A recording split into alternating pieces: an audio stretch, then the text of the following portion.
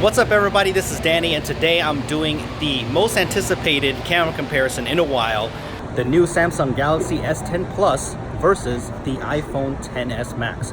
So what's cool about the front-facing camera on the Galaxy S10 is that now it shoots 4K, so that's really cool. So let me know which one you think looks better. I'm gonna switch in between the audio, so let me know which stereo microphone does better. So I'm really curious about this one. I can't wait to get into the comparison. We're gonna go ahead and test every lighting condition possible and see which one comes out to be the best. Let's do this.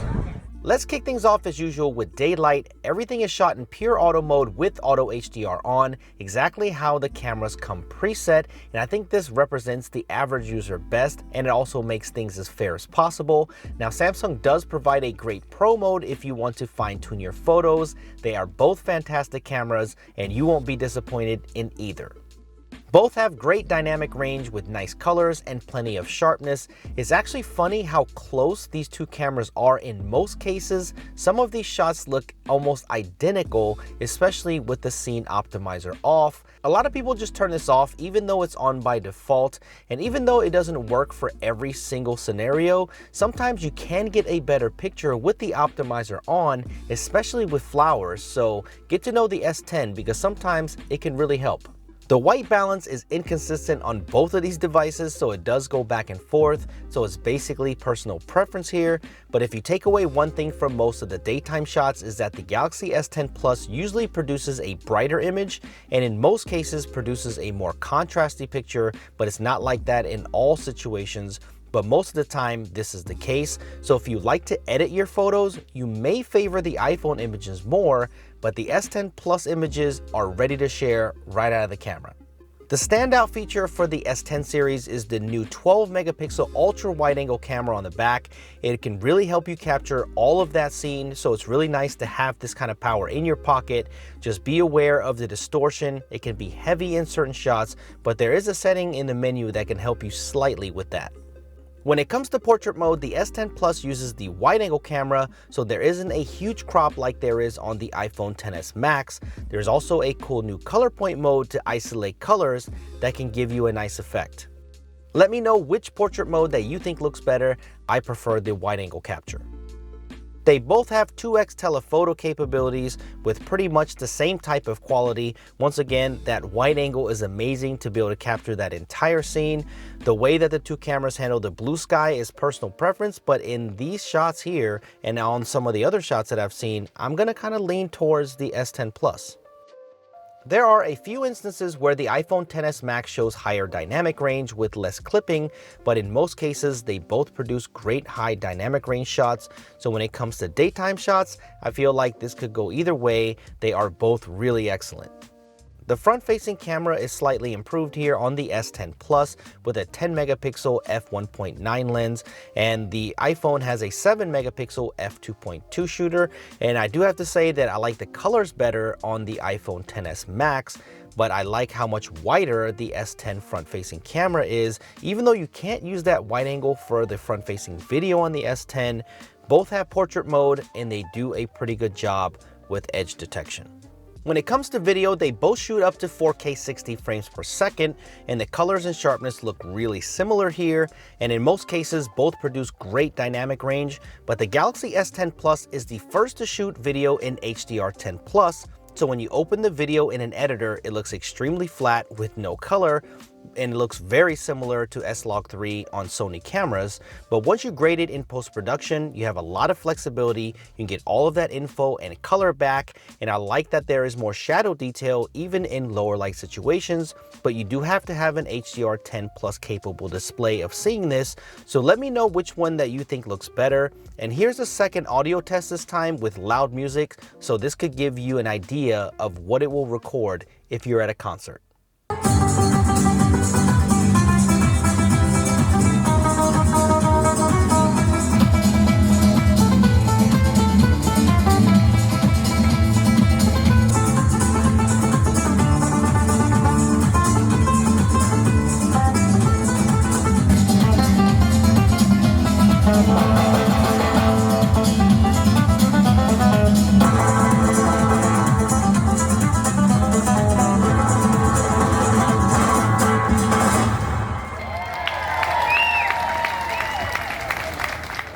The stabilization test is going to surprise you. The Galaxy S10s have a new super steady mode, but the downside is that it records in 1080p and you can't record in 4K.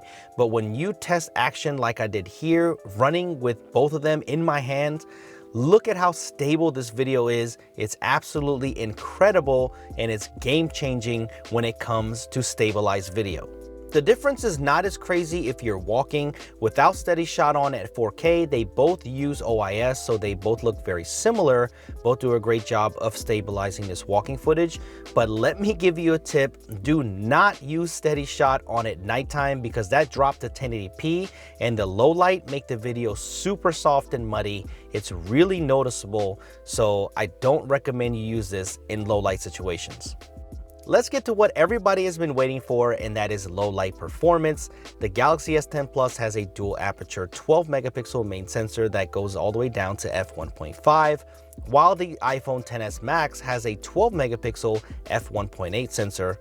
And during the weird time where there's still light and it's not completely dark like late sunset, I feel the iPhone does a better job with Smart HDR. It shows higher dynamic range, handling the neon signs and drastic lighting better.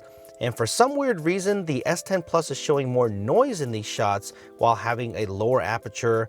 I hope this will improve with a software update because this is uncharacteristic. When it starts getting darker, that's where the S10 Plus really shows that extra light in most cases, producing a brighter image with more contrast. This balloon shot really shows it well with just more shadow detail, and the colors are fantastic. And in some shots, the S10 Plus's more sharpened images work to its advantage, showing better clarity. Just look at how sharp the S10 Plus is here. But that extra light doesn't always win because it can let too much light in, creating a softer and more overexposed image. And the one characteristic that did not go away is the super aggressive noise reduction. While there's much less noise in the clouds, these shots, the detail literally just gets smeared and smoothened like on the S9. I was hoping for an improvement here. I guess we'll have to wait for the next one, or hopefully they can push out a software update to fix this. You can also see it here on this macro shot where the detail is lost on the flowers for better noise reduction. I personally wouldn't mind a little more noise for a clearer and more balanced shot. Same thing here with this plant. The S10 Plus just looks washed out. I was actually surprised how well the iPhone XS Max actually kept up here with the S10 Plus, even showing better lighting control and producing the more natural colors in certain cases, and even with more contrast. The iPhone still handles the reds better in low light like this Coca-Cola building, and also the exposure is more balanced on the iPhone shot. Also look at this AMC sign. The same thing is happening here with less over sharpening on the iPhone. But it really does go back and forth. The neon signs are so much brighter on the S10 Plus, and even on the telephoto shot, I think most people will prefer the S10 Plus here. The front-facing camera in low light is basically a blowout when it comes to the brighter image for the S10 Plus, but the colors are more naturally represented by the iPhone and the skin tones are better, but that beauty mode is super heavy on the S10 Plus, and this is with beauty mode at 0. The exposure is also handled better by the iPhone on portrait mode shots, even though my face is much dimmer, but if you want a brighter selfie at night, then go S10 Plus all the way, but both of these phones really don't look that great. On nighttime 4K video, they both look nice, but the iPhone does show better dynamic range. Just look at the lights in the background, it's more balanced, but I do prefer the warmer tone of the S10 Plus. I think it's nicer on the eyes in my opinion, but the overall image I think is better on the iPhone, especially if you're gonna edit it in post-production. This camera comparison is an extremely difficult one to call, and I know there's going to be a lot of controversy on this. They almost seem neck to neck here, but I'm going to have to give the slight edge here to the Galaxy S10 Plus this year. I think it has a more versatile camera setup with the wide angle edition, has an incredible super steady video, and I feel has more camera features for the average consumer. The one thing is, if you shoot a lot of video on your phone, I think you should still choose the iPhone because I feel like it's slightly better, especially at night. It's hard to call low light because if you edit your photos, I feel like there's less sharpening on the iPhone, so it can make it easier to recover. But if you're a pure auto person, the S10 Plus on most occasions will produce a brighter image and it'll make it easier to share straight out of the camera. Plus, you have that built-in Pro mode. Once again, it can go either way, but that's my opinion after looking at hundreds of photos side by side. So let me know which one you think is better. I try to make this as balanced as possible, so please be kind in the comments. There's no reason to argue. Both of these cameras are incredible. So let me know which camera that you want to see compared with the S10 Plus next, and I will see you in the next one.